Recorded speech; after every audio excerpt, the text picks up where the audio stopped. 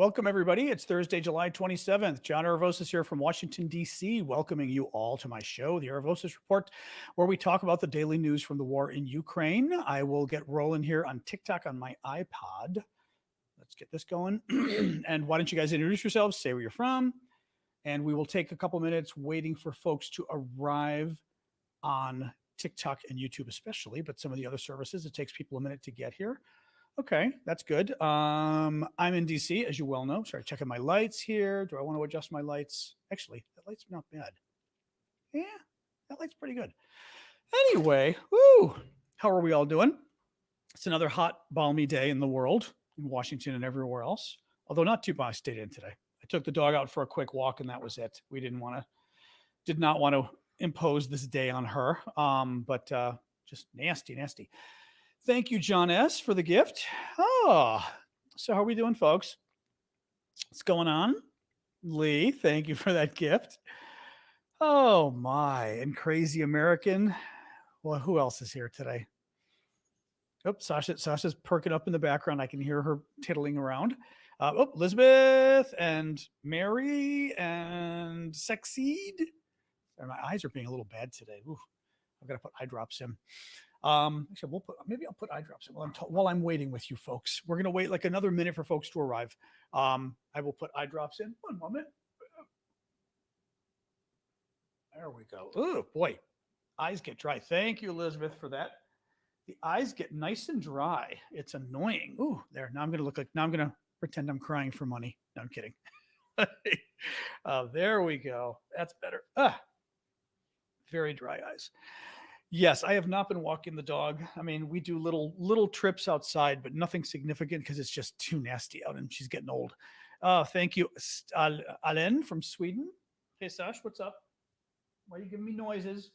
Sorry, the dog is giving me noises. All right, you're fine. Anyway, I'm not crying. I was putting in eye drops. My eyes were feeling very dry. I could tell trying to read everything. My eyes were annoying me today. So sorry about that. Anyway, welcome everybody. I'll get rolling. So John Aravosis here with the Aravosis Report. Welcome to my show. This is the weekly show, Monday to Friday, 6 p.m. Eastern, that I do from Washington, D.C., updating you guys on the latest news from Washington. Not really Washington. Thank you, Tom. The latest news from Ukraine, that would be. Hello, Romania. Serenity. Good to see you here. Thank you, Big Hawk, for that. So the way the show works, everybody knows, is thank you, Jan. I basically update you guys on the stories that I think are important for the first half of the show. And then second half of the show, I take your guys' questions. If you've got, thank you, Shane, what different ways of helping me in terms of supporting my work. I do this full time, been doing it full time since the war broke out. And this is my job. This is my income, etc. That's why I always hit you guys up for gifts. Dog is going in and out again. She's crazy. She actually went and sat in the sun earlier, which was insane. It's like, of course you want to come back in. My dog is a cat, by the way. she's like, I want to go sit on the porch. She goes on the porch and then she jumps on the door and goes, I want to come in. Anyway, insane. Yes. So if you guys can help me out, I appreciate it with the gifts on TikTok. Thank you, Jenna Mom, for example, and Chad Rusher with the Galaxy, and the gifts on YouTube, the super chats and super stickers. Thank you, Martin, for the gift for the lemonade, and also. YouTubers, you guys can also become members now. I set that up a few weeks ago. YouTube lets you basically become paying members to news channels or lives that you like. And you can do that. You can see the folks in the green, Annie, Karen, Susan, Carrie, and some others, Alan. Those are folks, thank you, Pedro. Those are folks who are paying a monthly subscription via YouTube just to support my work. So you can do that by, I guess. Oh, I didn't know there was a link, Syndicate. Thank you for that. I didn't know there was actually a link to it. You can use the link that Syndicate's got there. That's the way you do it right there in the comments. All right, guys, let me get rolling here. Oh, are there captions? I didn't know. Sorry, Holly is saying captions are an interesting addition. Are there actually captions on the live now on TikTok?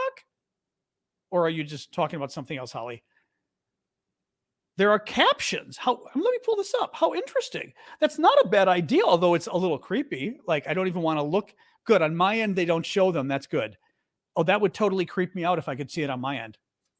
Actually, that's probably very helpful, I would think, for people who are hearing impaired or whatever. That's kind of interesting. Interesting. Well, welcome everybody. Anybody who couldn't normally hear me, I'm glad you can hear me now. Let's see if TikTok can handle my speed English. We shall see. Any case, all right, guys, let's get rolling. So today is day 518 of Vladimir Putin's special 3-day military operation in Ukraine. We do have our coffee talk on Saturday, every Saturday, more or less every Saturday at 11 a.m. Eastern Time, US. I do a special get together live for just the paid subscribers as a thank you. That's the paid TikTok subscribers, the paid YouTube, Discord, Twitch, etc. subscribers. Thank you, Randy. Basically, you guys will join me at 11 a.m. Eastern Time US on TikTok. The rest of you will go over to the Discord, and you'll find in the Discord, the weekly thing is on the upper left corner. It says weekly VIP, blah, blah, blah. Thank you, Big Hawk and Swan Lady or Swan Guy, whoever you are. Mystery swan person for the swan. But anyway, we'll be meeting 11 a.m. Saturday morning. Oh, Marion, that's right. You're in Lyon. Oh, you're reminding me. Marion invited me to go to France with her, and I didn't take her up on it, and I should have. Just, what do? I should have totally taken you up on that. In any case, welcome, or in Lyon. All right, guys. So let's get roll up. And I see a special gift here from PPP. All right, let's get rolling here. So I wanted to show you first, just because I thought it was very interesting. A satellite image that caught my eye. Oh, sorry. Ashley's showing me I guess it's at the top of the page. Okay. Interesting. Very interesting. So I wanted to show you a satellite image that I saw today that's really interesting because it gives you a sense of, two things in Ukraine. First of which is, if you look up, I'm going to zoom in there. That is the Kakhovka Reservoir that is white now, because the water's gone after the Russians blew up the dam. Thank you, Poppy. I'll show you guys. It's this white part up here. The part up, there we go. The part up there. Yeah. So you can see is the dam or I should say the reservoir that now no longer exists. But what is also really interesting with this, I thought, is if you look at this part of the image. Okay, I'll start with you guys. This part of the image, look at the solid green going across. That solid green is basically the line between the Russians and the Ukrainians, because the farmers are unable to till the land and everything is overgrowing. So the map is actually showing you here. You guys can see. So it's that line going horizontally. I'm gonna have a hard time here. More or less horizontally right there. You see how it's green? Basically, sorry, here we go. This line right here. It's green there because it's pretty much the line between the Russian troops and the Ukrainian troops, and the farmers can't till the land. Just thought it was very interesting that, like, from a satellite, you're getting such a view of what's going on. So a little breaking news tonight, right before the show started, I'm glad to say. Don't mock my T-shirt, Paulies. The T-shirt is a tradition of our show, the T-shirt map. I hear you, but it's our tradition. We never make fun of the hallowed T-shirt. It's legendary. Thank you, Cammie.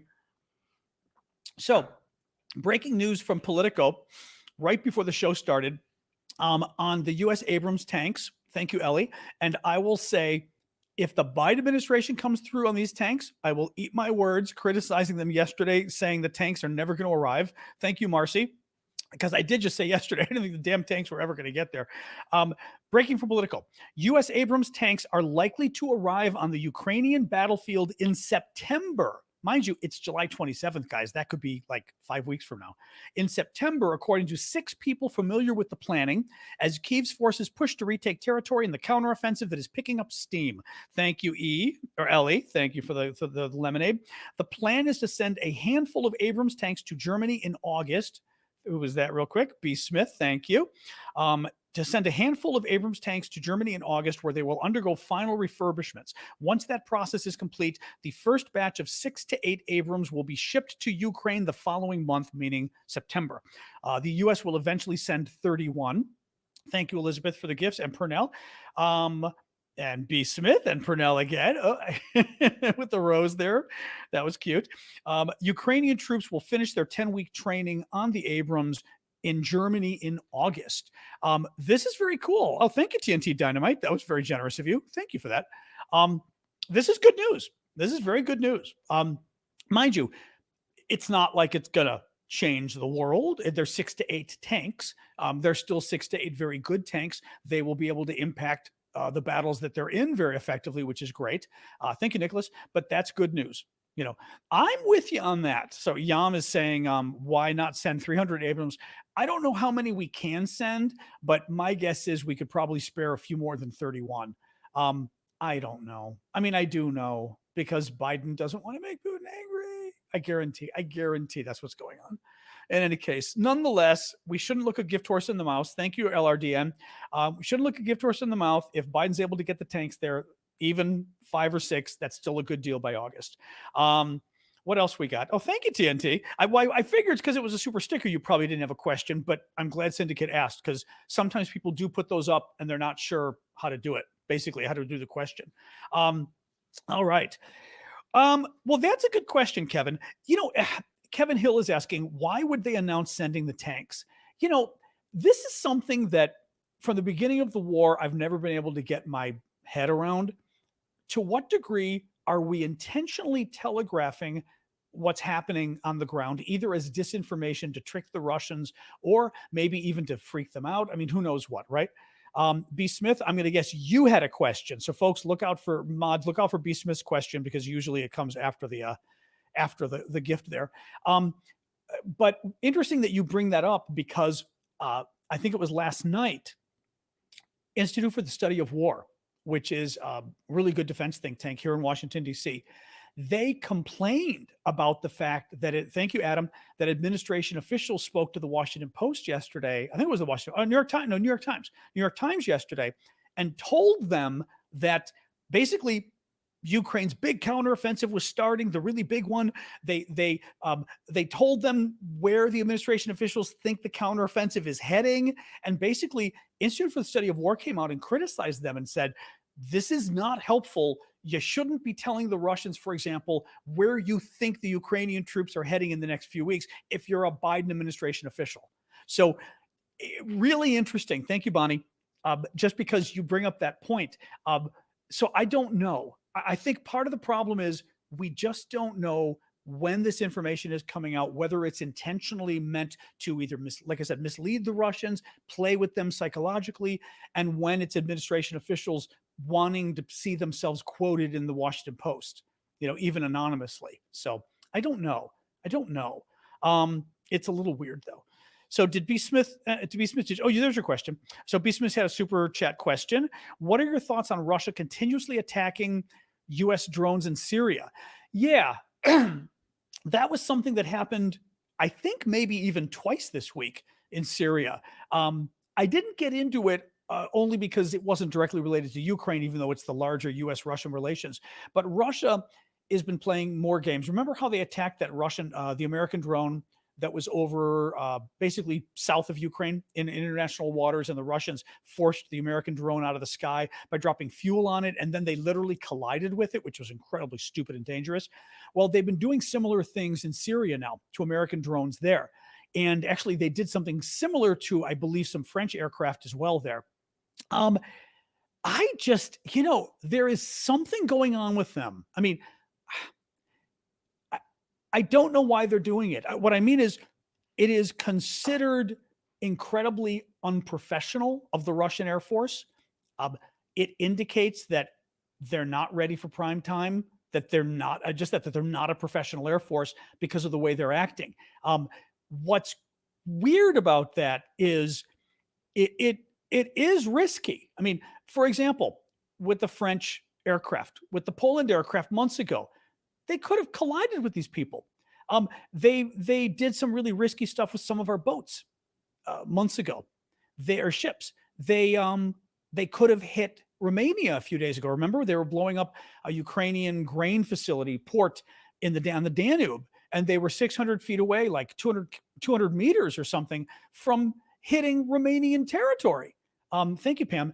It's really reckless. I mean, it's unprofessional, and the unprofessionalism, the fact that they're just not a professional fighting force, leads them to do really reckless and negligent things that could lead to, military conflict. Thank you, Jay. No, it's really dangerous. I mean, honestly, I will say this too. With the drone stuff, I really wish with the drone stuff we would figure out a way to fight back.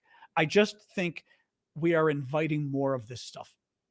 Because with each of these things, we're letting Russia do something outrageous, and each time we go, "That was outrageous and unprofessional." Thank you, Dinlas. Thank you, Dinlas. But that's all we do, right? That's all we do is say it's unprofessional, and it is unprofessional. I mean, they don't. What we've seen in Ukraine, they don't have a professional army. I mean, honestly, they're not a modern country. They don't have a modern country's mindset. Clearly, right? I mean, these guys they commit war crimes left and right. I mean, there's a backwards mentality going on there, but it is also really dangerous. And I feel like we are dealing with people who need to be treated the way that only unprofessional mindset can appreciate. Thank you, Chief and Paulies, right? I mean, these are folks who understand violence. And I'm not saying we do violence back at them, but we should get in. If they get in our face, we need to get in their face, or they're just going to keep doing it. Honestly, we should find some Russian drones and knock them out of the sky, right? I mean, you've got to do this. Thank you, Pam.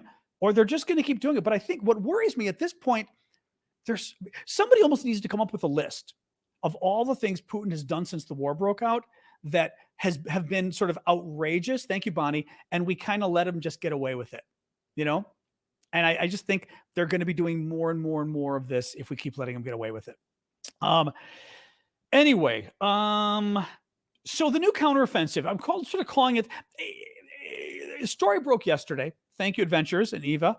The story broke yesterday that Ukraine has upped its game, unleashed a lot of its men it had in reserve and a lot of the weapons it had in reserve, basically have taken the counteroffensive that was already going on and increased it several-fold in intensity. Now, whether you want to call that sort of a new one, whether you want to call this the main counteroffensive, and that was a preparatory, Institute for the Study of War, I think it was today, was kind of interesting. That their think tank, I think it was them that I read today, that were sort of presenting it as being almost on a continuum rather than saying, oh, it was small before and now it's huge. They were kind of saying it's more like this, that it's a continuation of what happened previously, but it's just getting bigger and bigger. And then when the Abrams tanks come in September, hopefully that's even bigger, right?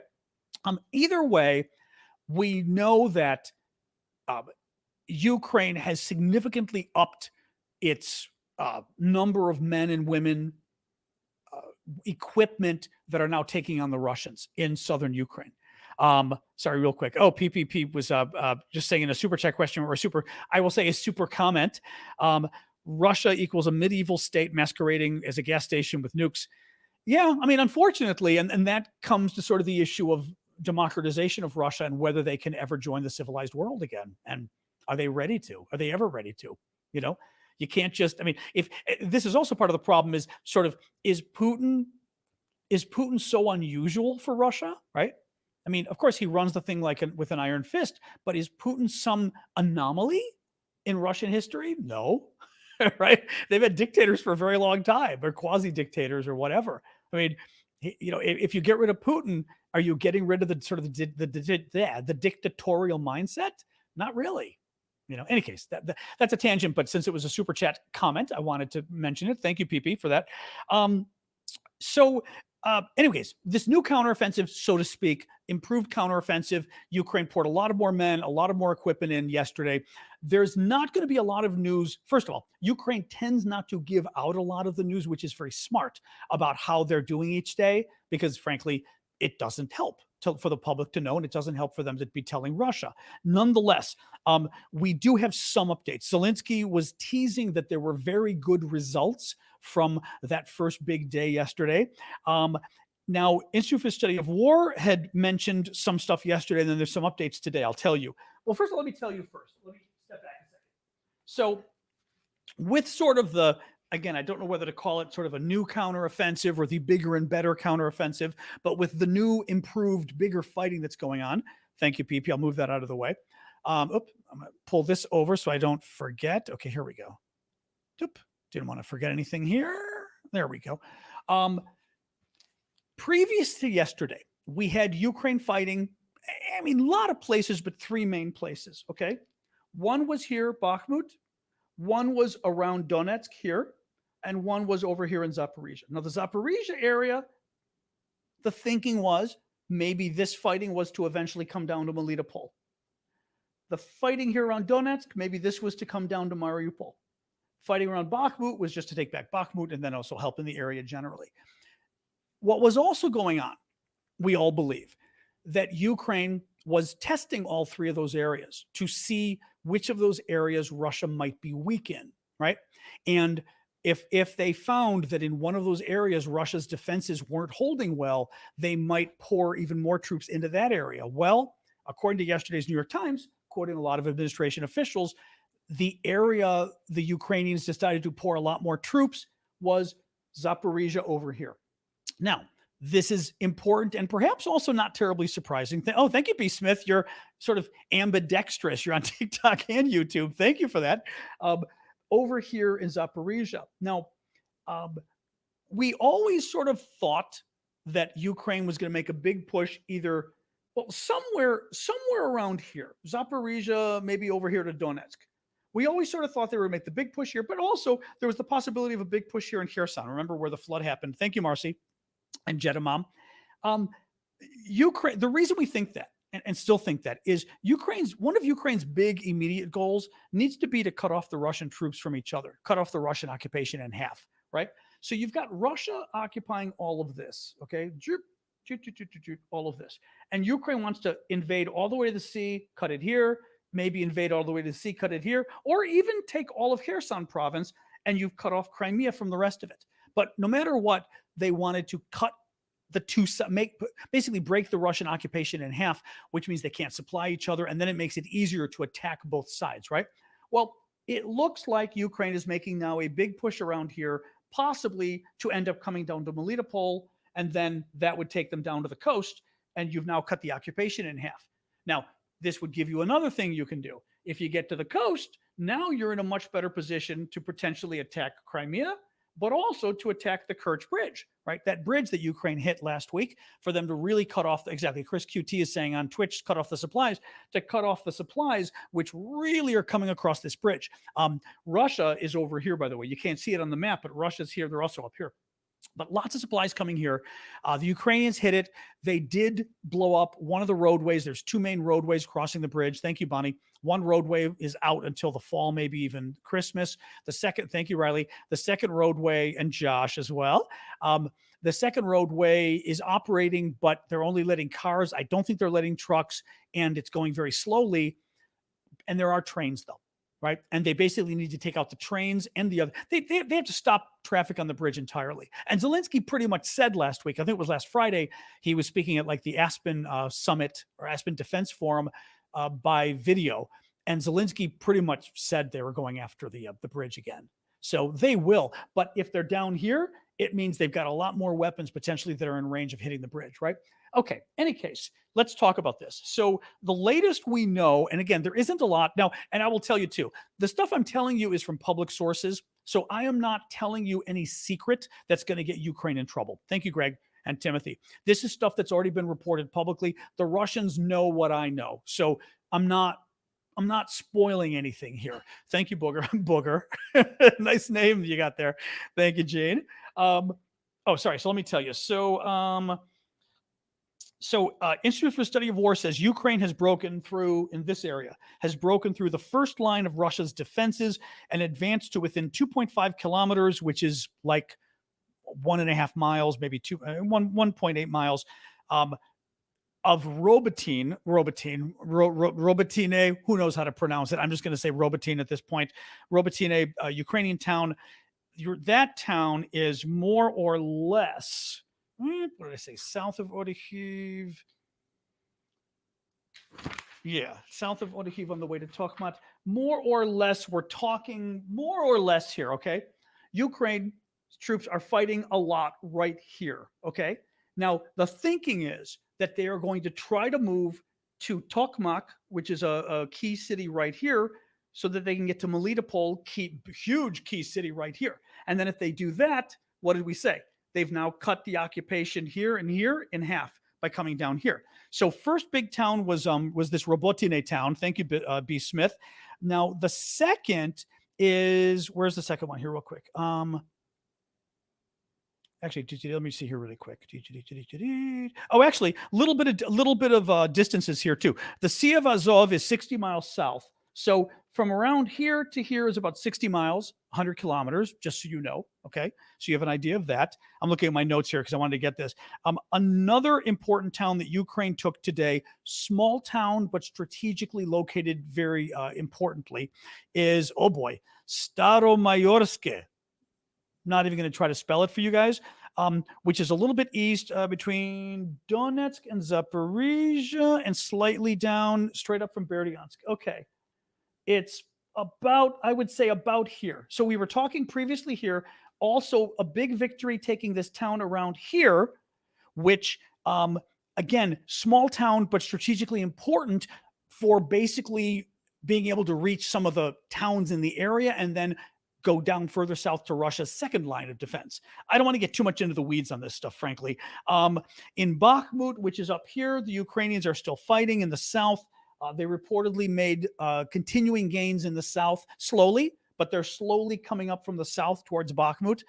That's good. And in Kupiansk, so somebody was asking about that yesterday, I think. Kupiansk, which is up here, more or less about here, tip of my pen up here. Kupiansk is the area where the Russians threw like 100,000 men, right? And they were going crazy, and a lot of tanks and weapons as well. In Kupiansk, Russia is continuing to attack, but they still have not driven out the Ukrainian troops. So that's good. Hang on a sec. All right.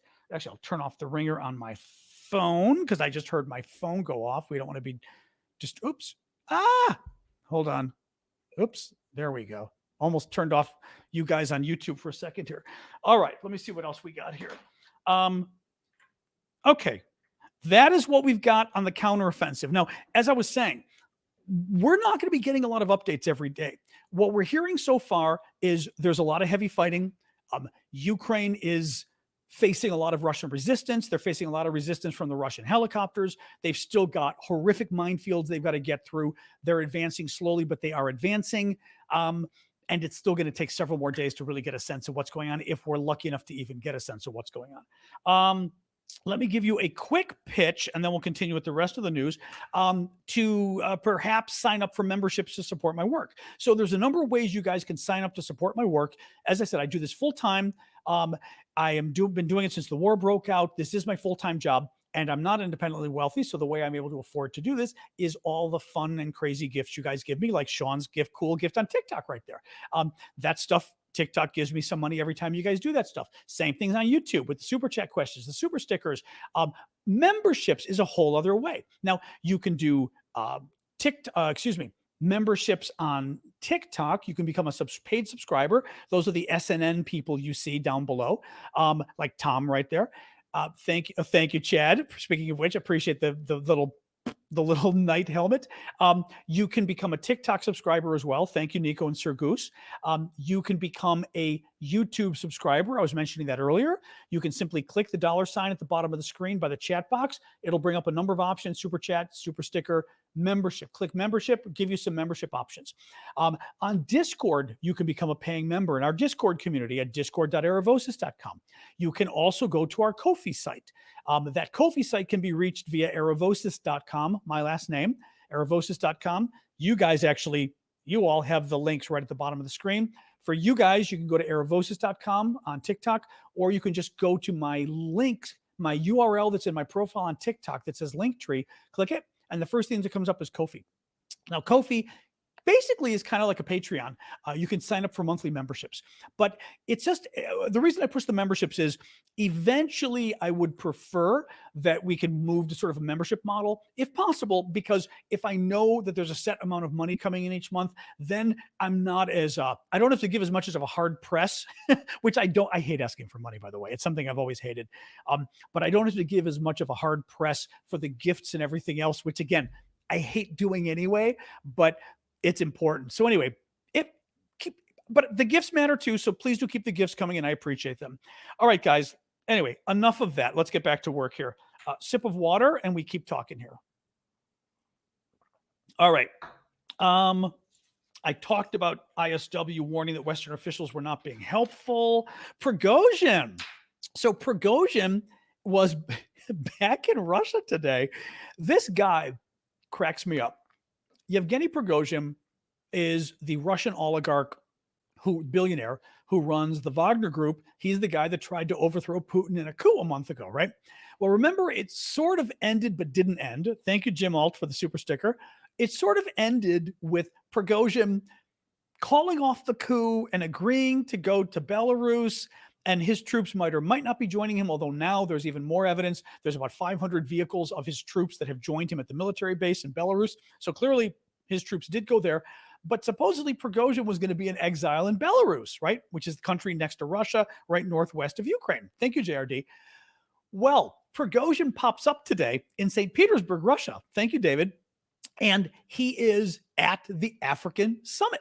Now, Putin is having this big African summit that is really quite funny. Putin, every year, I guess, he throws this big summit for African leaders. Last year, 45 African leaders showed up to his summit. This year, only 17 came. Thank you, Nick. And a bunch of the rest of them sent their staff. So basically, I mean, it's a summit of world leaders, and you sent your staff to meet Putin, the president of Russia. I mean, it's incredibly insulting. It's fabulous, frankly, and it's an indication of Putin's status now as war criminal, also just as sort of bad guy in terms of what he's doing in Ukraine. Thank you, Booger and Arifa, both there.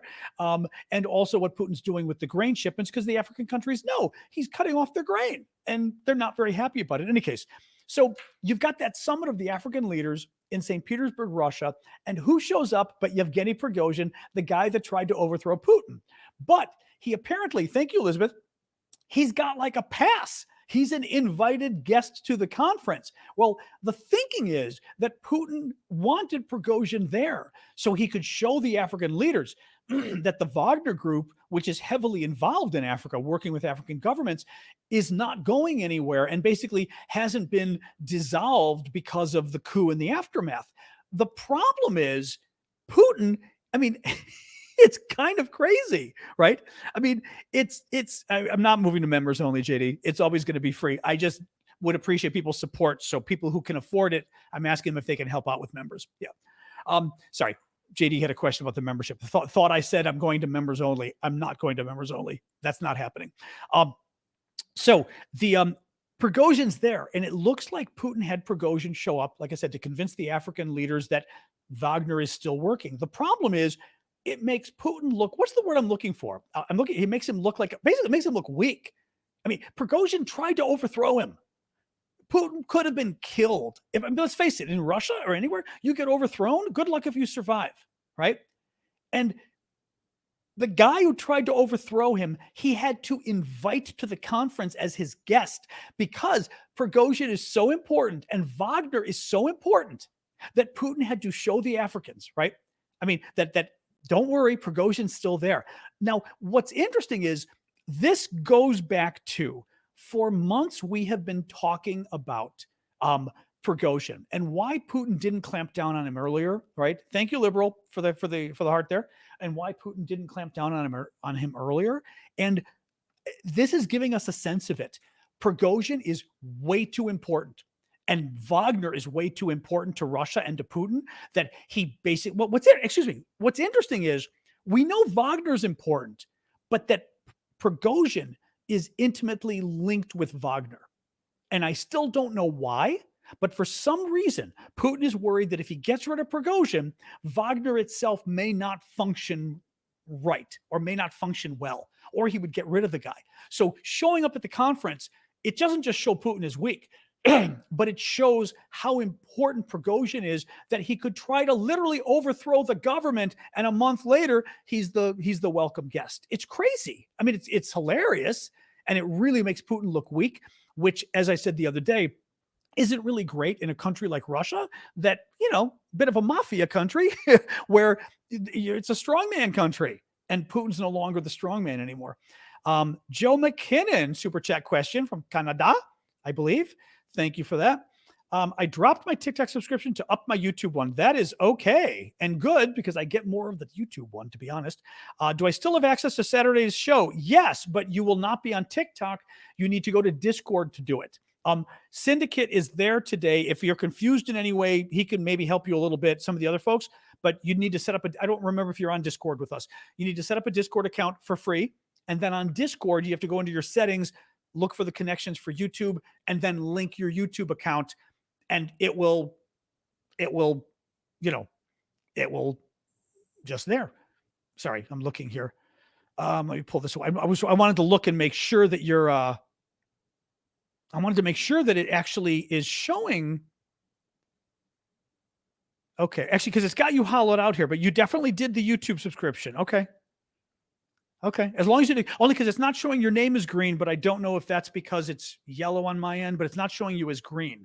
So if you actually have the TikTok monthly subscription, YouTube, the YouTube monthly subscription, you would then go onto YouTube and check it out there. Okay, Syndicate can help you. All right, guys. Prigozhin, Sky News, big story today. I don't want to spend a lot of time on it, but U.S. intelligence is suggesting that China is likely providing Russia with military technology to be used in Ukraine. The report from U.S. intelligence that was just declassified claims custom records show China's state-owned defense companies are shipping navigation equipment, jamming technology, and fighter jet parts, that's really bad, to sanctioned Russian government-owned defense companies. Very bad. Russia is offering, this one cracked me up. So yesterday, you may recall that Russia, it is green on your end. Okay, good. Thank Michaela. Yeah, it wasn't showing it on my end, and I was worried it wasn't. Now I'm seeing it. Okay, now I'm seeing it. Good. So the, what was I saying here? Oh, Russia. So yesterday, the Olympic Committee International Olympic Committee, and they gave out the invitations, right, for the Olympics in Paris in 2024. They did not give out invitations to Belarus and Russia because of the invasion of Ukraine. So the countries are not, they're officially uninvited or officially not invited. They're not supposed to come. Their athletes can probably still come. I think that may still be being worked out, but they will probably let the athletes come and basically be under like a, Olympics flag rather than the flag of their countries, which I still think is kind of BS, but whatever, especially in a country like Russia, where the government is so tied in with sports that letting the sports people go there is buttressing the government, but whatever. Well, Putin, because yesterday he is told you're not invited to the Olympics, he announces his own Olympics a month before the Paris Olympics. And my favorite specifically comes out and specifically says, these are not a competitor for the Olympics. Remember what I told you? Everything the Russian government says is a lie. You just assume that everything is a lie. There will be few exceptions where they're telling the truth, but assume it's a lie and work backwards, right? So listen to this. They're going to have an Olympics of their own with Brazil, Russia. Well, we don't know these countries are going to do it, but the countries that are going to be invited, Brazil, Russia, India, China, and South Africa. Now, okay, first of all, South Africa and India are going to be actually, South Africa, India, and Brazil are going to be destroyed. Competing against Chinese athletes and Russian athletes, forget it. I mean, in general, forget it. So I don't even, can you imagine? I mean, it's ridiculous. But these 5 countries, they should just invite Belarus too for the hell of it. In any case, it kind of made me laugh. I gave you the Wagner update, not too much other than there are a lot more vehicles there in Belarus. Speaking of all of this stuff, Ukrainian fencer Olga Karlin has been disqualified from the World Championships in Milan, fencing with swords, because after her match against a Russian, she won the match. And by the way, the Ukrainians are basically claiming a foul here, and I think they're right. After the match, the Russian loses and turns to the Ukrainian and puts her hand out, knowing that the Ukrainian is not going to shake her hand. Actually, I am 99% sure that it is official Ukrainian government policy to tell people at international organizations and things, gatherings, you do not shake the hands of Russians. I'm pretty sure I even read that. But in any case, knowing the Ukrainian would not shake her hand, she put her hand out basically in order to trap her. So the Ukrainian refused to shake her hand and they kicked her out. Cute, right? Cute. In any case, really obnoxious. I mean, here's the problem. Some people are saying it's unsportsmanlike. I hear you. The problem is the woman's country is literally committing genocide. This is akin to World War II having the Olympics and shaking hands with the Nazi sportsmen who you just beat. Would you shake the Nazis' government's official representative's hand? Well, basically, but would you shake a Nazi's hand during World War II in a sports competition? That's the question. I mean it. And I think maybe for some of you, you would. Maybe. Let me put it this way. I'm not going to argue that it's 100% obvious, because I agree. When you think of the original Olympics, for example, the original Olympics were basically all the wars were put on hold in ancient Greece, and they'd hold the Olympics for everybody to get together. And literally the wars were like put on hold, right? Wait a minute. Okay, Mike, let me hold on. Okay, sorry. One quick second here. Mike is raising something that I heard and then couldn't confirm. Mike just said a few hours later, the decision was reversed. I heard that. But then I checked the news articles, and Reuters and CNN still have her kicked out. So was the decision reversed or not? Because I totally heard the same thing you did, that it was reversed. But then the articles don't say it. So that's what I'm saying. Take another look, because I'm not convinced. And I made sure I went to good sources. First, I saw CNN, and I said, okay, CNN doesn't have it. This is weird. So then I went to look at Reuters. Let's see. Well, actually, you know what I'm wondering too? Somebody's saying reverse for the time being. It was appealed, but pending the appeal, she wouldn't have been included. Anyway, let's see. Bottom line is, so looking at how the Olympics were originally formed, and the idea literally was to stop all war and then play this game as sportsmen, I can see why you would want to say that Olympics and sports competitions shouldn't, like, the whole point is to fight your enemy on the sports field, right? So I can see that. But I also can see when, they're not fighting over land. They're not fighting over a disputed border. Russia's trying to eliminate their country. Russia's stealing their children. I mean, it's disgusting. It's war crimes. I feel like you could say it's not quite Nazi Germany, and you'd be right in terms of it's not the Holocaust. We know that. But it's more than just a war. This is a war full of war crimes. And we know this because the leader of the country, Putin, has been indicted for war crimes by the International Criminal Court, right?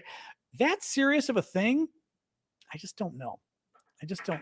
In any case, final point, by the way, just to show you how, again, unprofessional and not ready for primetime Russia is, the final story here, one of the judges of the International Criminal Court that was responsible for issuing the arrest warrant of Putin, we were just talking about, the Russians have now put her, they issued what do they do? They put her on their criminal most wanted list.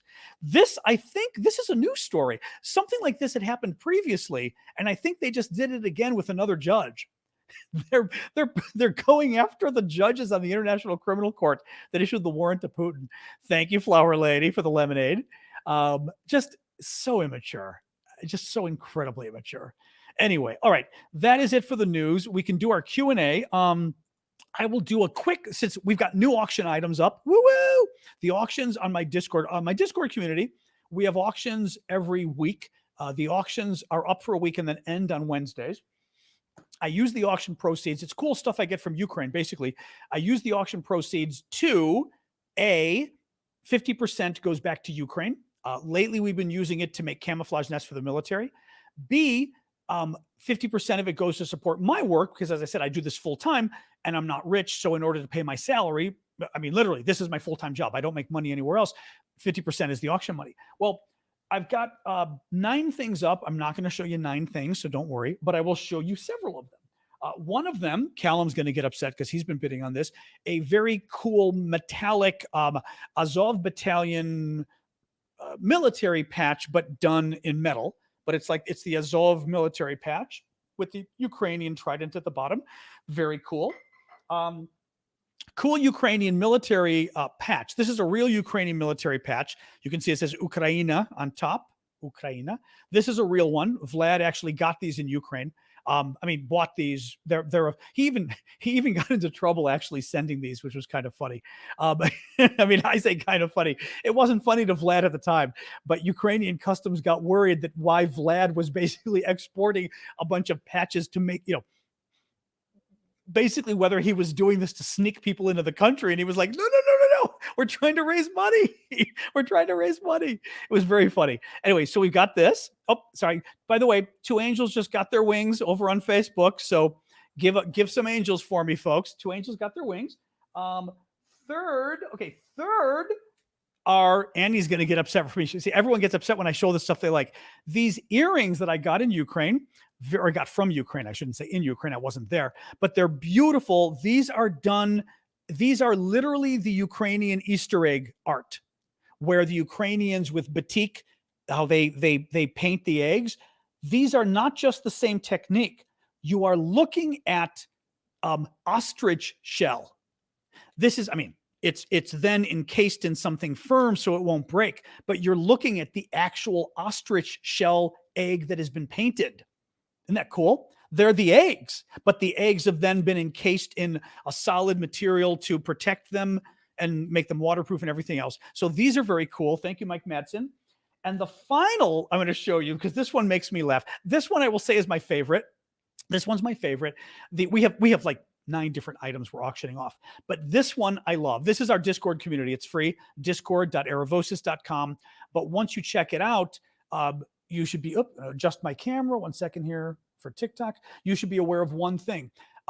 The VIP auctions are only for the paid monthly subscribers. The public auctions are for everybody.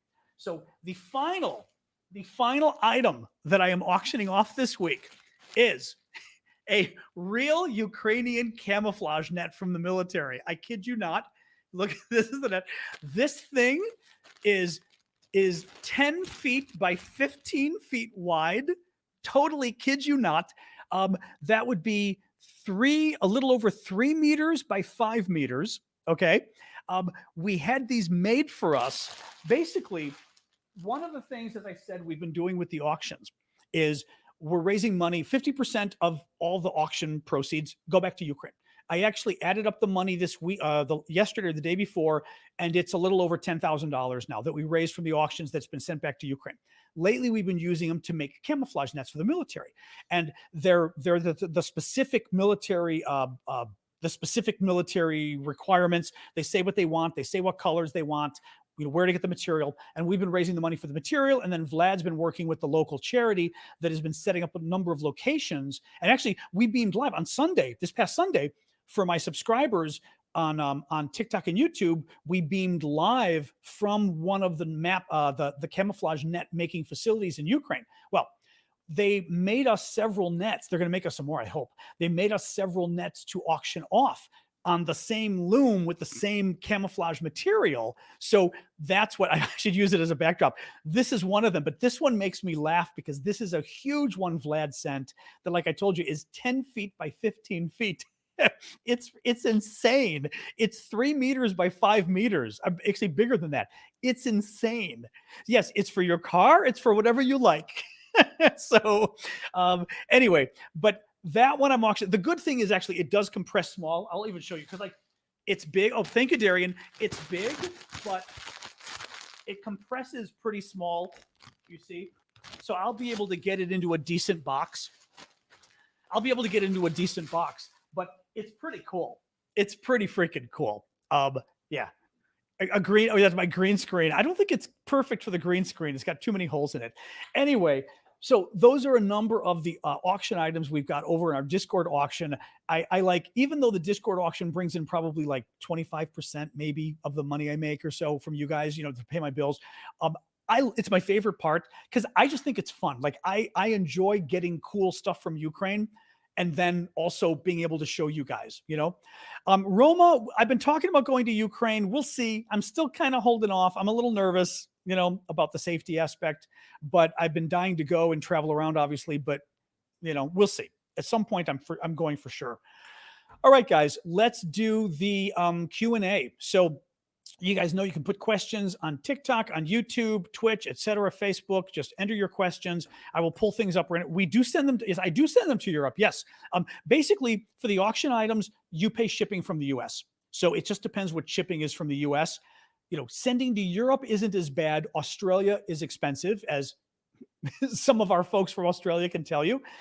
Europe is still not cheap because Europe, the auction, basically sending any, because I have to send it, with tracking or whatever, like sending this to Europe is $18. It's the minimum from the US is $18 to send to Europe, but it depends what you send, so it's certainly much cheaper to send domestically, but yeah, absolutely to Europe. So anyway, how is flooding from the dam recovering? Good question. No idea. Haven't heard anything about it. Magical. Good, really good question though. Here's the thing with Kherson. Like, I know that one of our friends who's doing a lot of relief work is actually going to be going to Kherson among other people. I just don't feel safe. I think, I don't know. Is it possible to donate and get directly from Vlad? Depends. What do you mean? You mean the nets? Not really. Because we're auctioning them. You know what I mean? But if that's what you mean, I'm not sure what you mean. If you mean that, yeah, we're kind of, because we're trying not to like sell the auction stuff, because I've already been asked by a lot of people different auction things, and I don't want to, because some of the auction stuff is unique. I don't want to like sell it, and then what about other people? Now, cutting it into 4 to 6 pieces, we're going to talk about the nets. What you've got to be careful with is the nets are a bunch of individuals. We saw this last weekend, actually, on Sunday. Like I said, they were showing us. The nets are made from individual pieces that are like maybe a meter long. So different material. This is the multicolored material. This one's kind of green, right? This one's multi-green. A little bit of a lighter one here. 1 meter long. And there is this weave, what, I don't know what you call it, the basic thread that is there first that crisscrosses, and then you weave the material through it, right? My concern is, if you were to cut this net up, if you were to cut through these threads, the netting, thank you, the netting, if you were to cut through the netting, I'm a little afraid as to whether it would unravel. I don't know. I just don't know, So you'd have to be careful. I would be very careful about, getting one and cutting it up. Anyway, I'm gonna mention it to Vlad, because I told him I wanted more nets, because people have really enjoyed bidding on them too. They're fun. I thought they were fun. I wasn't sure if people would like them, but I think they're pretty cool. The net is public auction, I think. Yeah, I think so. Let me look really quick, and I'll tell you guys as I'm looking here. I think the net is public. I just put them up today. Yeah, the net is public. Yeah, actually, I'll show you right now. You can see. This is how the Discord works. So you can see the top stuff: Russian military watch, Ukrainian military patch, raccoon fridge magnet, go F yourself fridge magnet, and then the public auction, the camo net, the earrings. There's a Patron poster, the Azov plaque, and a farmer tractor tank. I'll show you guys really quick too. You can see. But there's a framed farmer tractor tank stamp. That's really cool. That's really pretty. That's framed from Ukraine. But yeah, it's public. It's in the public auction. So yeah, the Moskva stamps. Exactly. It's beautiful. It's the stamp and then the beautiful postcard, and they framed it really nicely. Oh, I would if I go to Ukraine, I would certainly do a show from there for sure. Oh yeah. Oh, you know what? I do have a picture. If you go to the auction, I put pictures up in the auctions so you can see everything, but I'll show you really quick. This is the net in my living room with my little my 10-pound dog next to it. Now, it looks smaller here because it stretches when you pull it out. So you guys can see, this is the net. It actually stretches out. So it's a much wider net. Now, I did have here, I had Damien, my friend, get under the net to show you how it hit him, and my dog got very upset. But that's Damien. Oops, hang on. Oh, severe thunderstorm warning. Okay, severe thunderstorm warning. That's Damien under the net in the middle. And then Sasha standing on her back legs because she's very upset. Sorry, there's my dog. but you can see how it hides him entirely. And there's Sasha standing up because I love how she does that. Oops. So yes, we have a severe thunderstorm warning rolling into DC. I'll just keep, I like storms, but we'll keep my eye open on that. Obviously, tornado warning, and I take the dog downstairs. Let me just look here. Yep. Okay. That's okay. Anyway, all right. What do we got? Oh, if I can get the stamps. I do have the stamps. I should have more of the Moskva stamps. I have to look and see. I think I've got, well, first of all, okay, hold on a second. I will show you what I've got, which I know I've got. Oh, not there. Actually, I do. I don't have it. Hold on. Hang on, guys.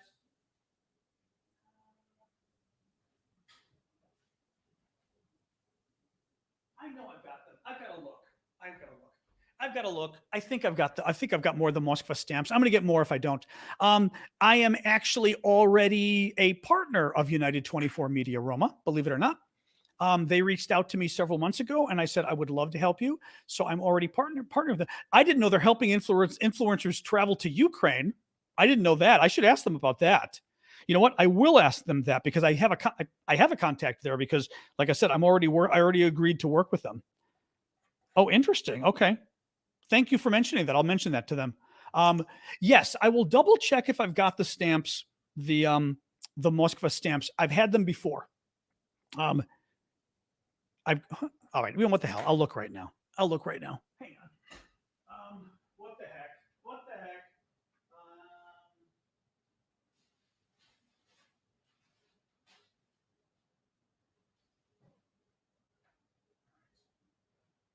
If I've got them. Let's see. If I've got them, they're here. I may have already auctioned them off. Oh, I do. Oh yeah, I got them. These are they. These are the Moskva. This is the Russian warship that the Ukrainians sank. But they sank it. This was the Russian warship that was the Russian warship Go F Yourself.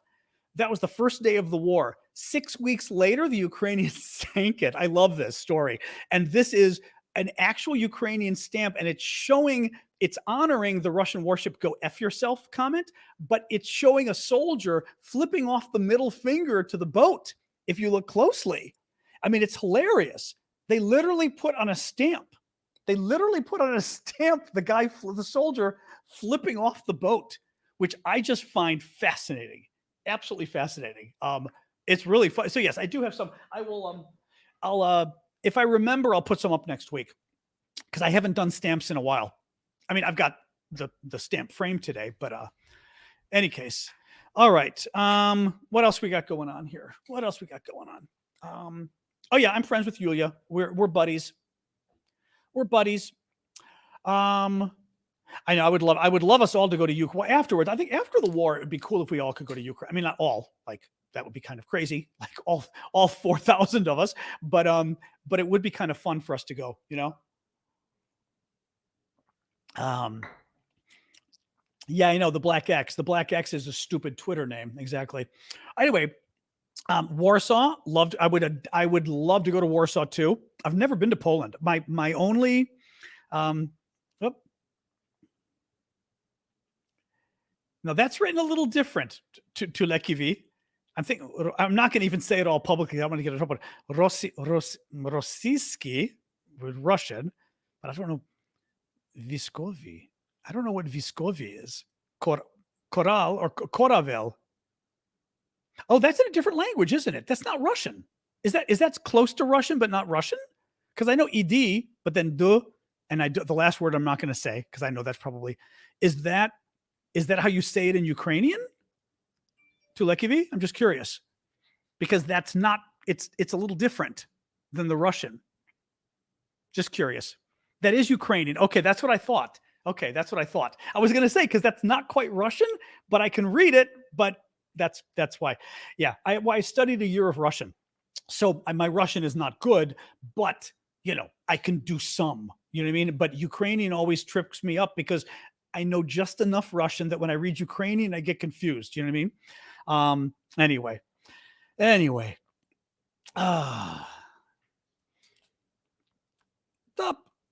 Angel getting their wings. Angel getting their wings. I would never travel to North Korea. No, I don't trust them.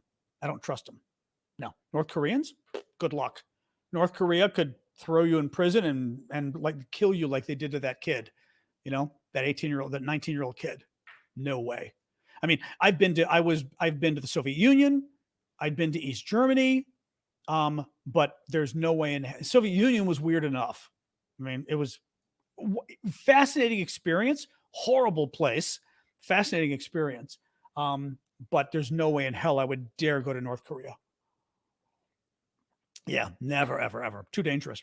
Anyway, remember they basically killed him. That what's his name? The young American, 19 years old. He had stolen, like a college student. He stole a poster during an exchange. Otto Warmbier. Yeah. And they killed him. I mean, he was in a coma, but give me a break. He was on life support. They basically killed him and put him on life support. Horrible. Absolutely horrible what they did to him. Yeah. Zero chance of going to North Korea. There's, they could, I mean, going to North Korea is like going to Russia right now, I mean, ugh. Hey, Kat. Oh, you're in Poland too. Trust me, I would love to go. I did go through Checkpoint Charlie. Yes. It was interesting. I mean, I mean, the Soviet Union, I was on my own. I was in with a tour group when I was studying abroad. I did my junior year of college in France, in Paris. So my third year of college, I did in Paris back in 1983, 84, because I'm that old. And during that year, the French, God bless them, loved to travel. And there were these trips to everywhere. And we had like an Easter vacation, or not Easter, it was February. And it was a 10-day trip to Moscow and Leningrad, which it was called at the time. And it was something like $350, but it was a 10-day trip, all airfare, all hotel, all food, tour guide, bus. And I was like, Jesus, for $350? But it was a very weird experience because it was, Moscow. I mean, the Soviet Union in February of 1984, just straight on dictatorship. Just horrible place. Anyway, in any case, but yeah, so East Germany was a little easier because I went to East Germany with an American delegation. I was there as an official, U.S. official when I was working in the United States Senate. So that was a little easier. Thank you, Hickey. Anyway, let's see what else we got, guys. Questions or anything? What happened to those NATO MiGs? Did Ukraine ever get any? I'm not sure what you mean. Which NATO MiGs are we talking about? I don't remember anymore. We haven't been talking about MiGs for a while, though, that we're going. You know what I mean? I don't know which ones, Keps. I don't remember anymore now. How much of a Navy does Ukraine have left? Not much. I mean, Ukraine, they had a big ship that they scuttled. I remember that at the beginning of the war. I mean, there were Polish MiGs that we were talking about. That was at the beginning, remember? Then there's, and I never saw more about this, but there was a suspicion that Poland may have dismantled the MiGs and sent them anyway as parts, but they sent it sort of like in an IKEA box. You know what I mean? They were parts, but they weren't really parts. They were the entire plane, and they just reassembled. So I don't know. That's what I'd heard. House tour. Yeah. You're not getting a house tour. Actually, I do have a neat, I can't get it over here though.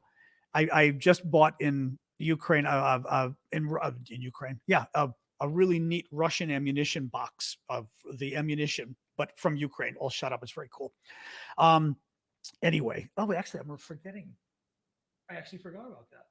You're actually making me remember. I was going to put one of the cool things I bought. I was going to put for auction this week, and I forgot. I'll have to do it next week. Oh well, it was like the lid of a Russian. I'll show you really quick anyway because it's kind of fun.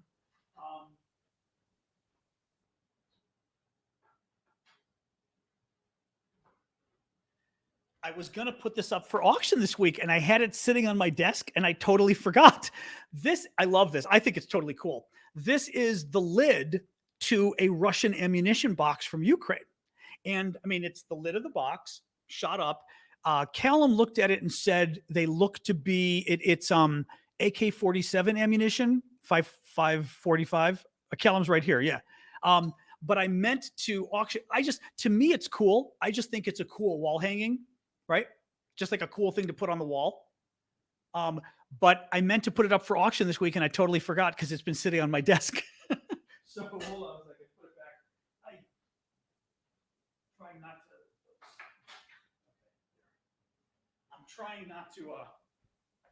I'm trying not to like get myself cut on a really scary piece of Russian ammunition box from Ukraine. Any case, all right, guys. Mike is saying Poland's given 20 more Su-29s to Ukraine, 10 given before. No news about the grain shipments. I mean, not really. Russia, we still think Russia's going to, Russia's putting a flotilla together to inspect all the ships and stuff. That's my dryer going off. The latest on the Russian counter, not much. The only thing I saw today was that's happening. So the Russian counter offensive, whatever, is happening near Kupiansk, which is more or less up here on the map. Okay. Now keep in mind, big Ukrainian counteroffensive down here, other battle here, important, other battle here with Bakhmut. The Russians are up here trying to basically force the Ukrainians to move their troops from here up here. In other words, make the Ukrainians fight where the Russians want to fight, not where the Ukrainians want to fight. And the only news on that today up there was that the Russians, heavy battles, Russians were trying to basically push through the Ukrainians and take over some more land, and they were not successful. So that's the latest. Yeah, we'll do Discord tonight. I made sure I had a snack before the show, so we can do Discord tonight.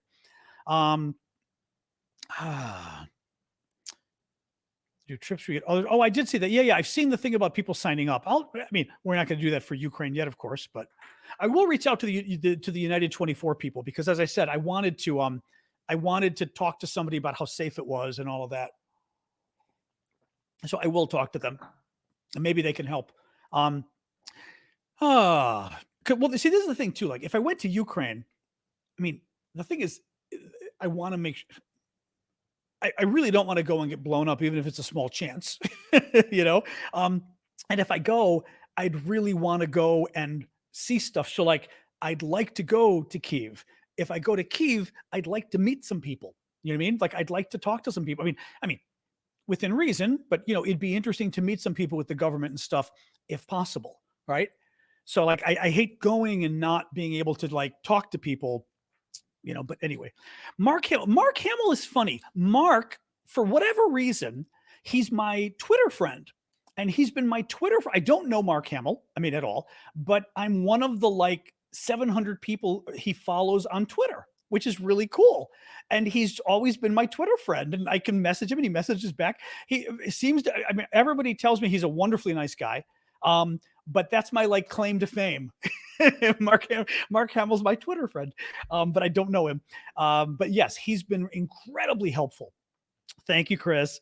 He's been incredibly helpful with raising money for Ukraine, specifically for drones. He may be doing other stuff now, but he's been raising a lot of stuff for drones. I know. I would love to meet. I'd love to meet him at some point. Wouldn't it be neat? Yeah. I would, at the very least, I could go where Vlad is, because Vlad is in southwestern Ukraine. Well, Vlad is from Kharkiv. Okay. My friend Vlad, who coordinates all this stuff for us, the humanitarian aid and all the military aid we do. Vlad is from Kharkiv, which is up here. When the war broke out, Vlad moved his wife and daughter, because his daughter was 3 years old at the time, and their old parents and old grandparents, they moved down to a town called Uzhhorod, which is here. I don't know if I say Uzhhorod. I never quite know how you guys say it in Ukrainian. But down here in southwestern Ukraine, and it's certainly safe there. The Russians aren't really bombing that area. But Vlad said, if I go there, there's places in the area we can go that he thinks are definitely interesting. But there is a part of me that feels like if you go to Ukraine, I hate not going and seeing some of the other stuff, But in any case, we'd see. Lviv, he's southwest. Lviv is up here. Okay. Vlad is down here. It's not far. You take a train or a bus or whatever, but Lviv is up here. Anyway, what else we got? Well, the thing is, it's relative. Okay, look, in principle, if you go to Ukraine, you probably won't die, right? It's a few number of people who die every night, but still, it's still a little creepy. You get it. Anyway, I'm thinking about it. He's very close to Hungary. He's actually closest to Slovakia. He's right across the border from Slovakia, basically, or 20, 30 miles, I think. Yeah, Wilson, let's see. Yeah. I mean, and Jens, yeah. I don't know if the embassy would help. They might, but if they get so busy, they may not want to, In any case, what else we got, guys? Let's talk about what else we got. People want any of the new stuff what people want to talk about or not? Anything? Otherwise, we can call it quits and go over to Discord. Moldova, I assume Moldova is publicly supporting Ukraine, I would think. I mean, because their government is pro-Western and all of that. So I'm assuming they have publicly, Ukrainians tell me, but has Moldova publicly, I assume publicly they've come out in favor of Ukraine. I'm assuming. Yeah, because they're super pro. I mean, this is why the Russians are trying to overthrow them, because it's a super pro-Western government, sort of pro-Western and pro-Ukrainian. Thank you, Jens. My mother and I do too. So, yeah, the Russians, I reported on that yesterday. The Russians, 45 Russian embassy employees, something like 25 diplomats, I forget how many, and the rest Russians working at the embassy have been kicked out of the Russian embassy in Moldova for basically trying to destabilize the country. So, oops, Sasha's in her little bed underneath. I got her a new bed, and I got her on Amazon Prime Day, and it's nice because it's this little cocoon that she loves. But the only problem is it's pink, which I'm not a big fan of buying pink stuff for my dog. But I will show you, Sasha. She knows she hates when I take pictures. So I called her name, and literally her head went like this and then went down again because she knows I was gonna take a picture. I'll show you guys. Like I said, it's pink, which is not my fave, but it is a cute. I mean, she fits in it perfectly because she likes little cocoons. Basically, she likes to be buried under stuff. If you can, yeah, you should be able to see. But that's her and her little. It's a cat bed. I intentionally bought her a cat bed. So she gets inside and it just and that's her head up. When her head is down, she's totally buried. It's very cute, but she loves it because it's just yeah, but I love it. Cat, Barbie dog, exactly. I got the bed without even trying to be Barbie. I got the Barbie bed. Any case, all right, guys, you know what? Let me do a AI TikTok live. No, I've not seen that. Wow. I should have color on my legs, but the problem, I walk the dog every day, but this is the light I pick up. My legs aren't that bad, but they're a little white. Then again, color is not good. LWD, thank you for that. All right, you know what? Let me do a quick summary of the news that we covered today, and then we'll go over to Discord and hang out. All right? Because since we're kind of just hanging at this point, I don't know. Jake is asking, do you think the Wagner Group will try what Russia did in the beginning and attack northern Ukraine? It's possible. Poland is getting increasingly worried about the Wagner Group that basically is reconstituting itself in Belarus, okay? You got Ukraine. Russia is here. Belarus is the country here. Poland is here. Poland shares a border with Belarus. Ukraine shares the border. So does Lithuania and Latvia. Everybody's getting a little nervous about the Wagner Group increasingly adding its men to Belarus, and whether, maybe the Russians might be planning something. I think the biggest concern would be for Ukraine because, if the Wagner Group tries something in Poland, they've got NATO to worry about more. You know what I mean? Anyway, so let me do a quick summary then. Day 518 of Putin's 3-day special military operation. Coffee talk on Saturday. Remember the TikTok subscribers and all the other monthly subscribers. Thank you, LWD, for the gift. Oh, the crazy clowns, the scary clowns, and Gaia and LWD. The TikTok and YouTube, Discord, Twitch, Ko-fi, etc. subscribers. Saturday morning, 11 a.m. Eastern Time, US. I will be on TikTok for the TikTok monthly subscribers and Discord for all the other subscribers. Oops. Okay. Just a severe thunderstorm warning south of me. Okay. South of me. That's always good.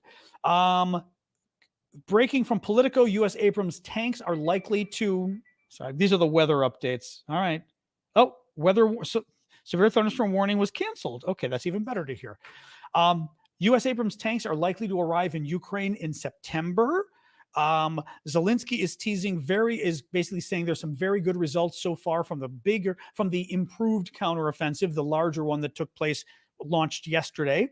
The Ukrainians have taken a few towns, but they're key, more or less around here and around here.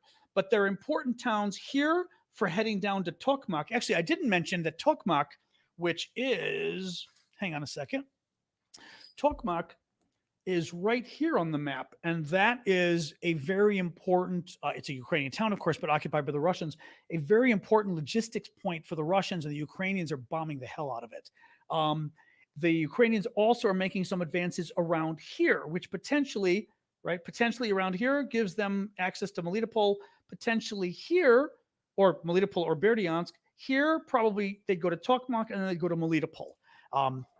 But lots of slow progress, but some decent progress in the last day. Prigozhin is back in St. Petersburg. He is at the African summit that Putin is holding in St. Petersburg. Prigozhin, who's the guy who tried to overthrow him, is there at the summit, which is really a little weird. The African leaders at the summit, last year, Putin got 45 of the African leaders to show up. This year, only 17 showed up. So kind of sad.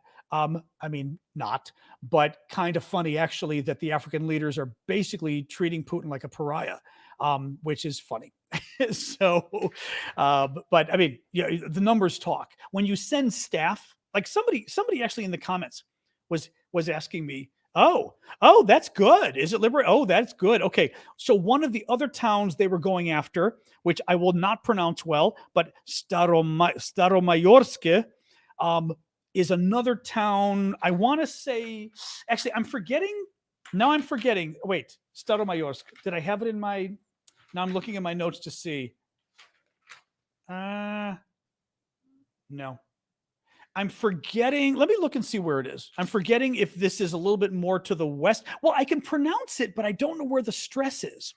Because, I mean, well, I also speak Greek and Spanish and Italian, so all of our languages are similar in pronunciation, except I find Ukrainian words, very often the stress is on a syllable that I don't anticipate, which always surprises me. So let me look here. Staromayorsk, Ukraine. Here we go. I just want to see where it is on the map. There it is. Okay, that's further over. That's interesting. Okay, Staromayorsk is over here. That's interesting. That's over here. So what we're seeing is Ukraine is basically, with this sort of new and improved counteroffensive, the bigger one happening the last few days, we're seeing the Ukrainians make progress here, potentially to go further south here, and we're seeing them make progress, around here, potentially to go to Mariupol or down to Berdyansk. So it seems that there's sort of two areas there in the south that they're still putting a lot of pressure on both areas. But Staromayorsk was supposed to be, that was another big deal that they were going at. It's in Donetsk, exactly in the east. That was another big deal of a town that they were going for. So that's good. Yeah, very good. Okay, interesting. Thank you for posting that, Alan. So the other news, Prigozhin is back. Obviously embarrassing to Putin. U.S. intelligence says China is likely providing Russia with military technology to be used in Ukraine. Russia is offering up its own Olympics to compete with the real Olympics, but they're only going to invite Brazil, Russia, India, China, and South Africa because Russia got kicked out of the real Olympics for invading Ukraine. Wagner update. Satellite imagery shows an additional 200 vehicles at the military base in Belarus, bringing the total to 500. A Ukrainian fencer was disqualified at the World Championship after she refused to shake the hand of the Russian opponent. And one of the judges of the International Criminal Court who issued the arrest warrant for Vladimir Putin, the Russians have put an arrest warrant out on her because she dared to put an arrest warrant on Vladimir Putin, because that's the kind of silly thing the Russians do. All right, guys. Thank you, Tuleviki. I appreciate that. All right, guys. I'm going to sign off. Let's go over to the Discord. And remember, the Discord's free, so everyone's welcome to join us there. Come and hang out a while. It will be in the thing on the Discord left-hand side up. It says John's after party, and we'll be hanging out there. I'll sign off here and get there in about a minute. All right. So it won't let me on Discord with your link on Linktree. Discord does that sometimes. I don't know why. I don't know what to tell you. I mean, my Discord community is the Aravosis Report on Discord. I mean, you could probably just Google it, I would say. You know, I know a group should go to Ukraine. I would say just Google it, or type it, or just copy the link. Yeah. I mean, the link I set up, Google Aravosis Discord and join that way. Yeah. Just do that. But also it's discord.aravosis.com. Thanks, Callum, for reminding me. You could just try discord.aravosis.com as well. Thank you, Jackie. It's always fun to see the actual emojis up there. Otherwise, thank you, Demetrius. Otherwise, I'll see you guys tomorrow. Okay. Actually, Hardy raised a good point too. Hardly. Sometimes you have a problem with it because you haven't downloaded the app. That it needs the app in order to load the Discord app. It's much better than using the website, from what people have told me. So try that. The Discord app is free. All right, guys, let's go over there. I'll see you there in a minute. All right. You all, good night. Thanks, mods. Thanks for the gifts as well.